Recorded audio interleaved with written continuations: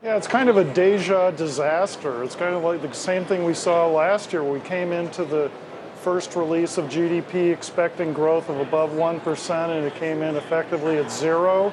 I do think that some of this is the normal volatility of the numbers, and we will get a bounce back. The economy is not in that bad shape, but there are also some troubling signs here. We're seeing that the oil price drop is actually hurting capital spending a lot and doesn't seem to be showing up with stronger consumer spending.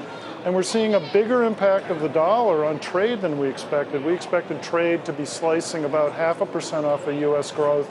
Instead, it's slicing 1.2% off of growth in the first quarter. So those oil and dollar shocks may actually be worse than we thought.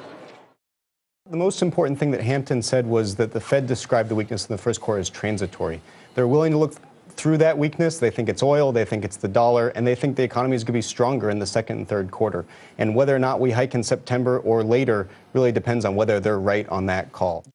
Well, we have to be clear. The market's expectation right now is that the hike's going to occur closer to December than June or September. So that's already in play out there in the markets. And the Fed's done nothing to dissuade us of that. And I think that the dollar, to call it a transitory factor, it's dependent on interest rates. If the Fed starts talking about raising interest rates in the U.S., you're going to see the dollar get stronger again. And if that occurs, we certainly saw that have a huge impact on GDP. Well, I think you have to start preparing for it now, because one of the big things we haven't talked about is the lack of liquidity in the bond market. And I think that to try to time that rush out of the bond market will be a very, very difficult and challenging thing to do.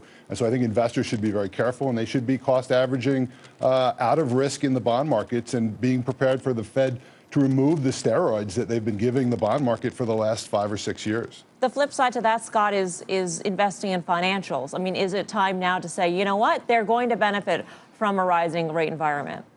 Well, I absolutely think this is a good time to be increasing your holdings in the banks. You know, the Bank of America, we saw it making new highs. Community banks, those sorts of stocks do very well when the Fed begins to raise rates.